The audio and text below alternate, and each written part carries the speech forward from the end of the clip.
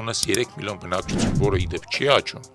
եւ մի կողմից դու ունես 85 միլիոնանոց թուրքական պետություն, մյուս կողմից 8.5 միլիոնանոց թուրքական պետություն, որոնք անընդհատ հայտարարում են, որ իրանք երկու պետություն մի ազգ են, հələ մի հատ էլ կողքից ուզում են ասենք ուրիշ ազգերի էլ կպցնեն Կասպիստովից են կողմ։ Դու հասկանում ես հետեւյալը, դու այս հսկայական ասենք համարյա 100 միլիոնանոց թուրքական աշխարհում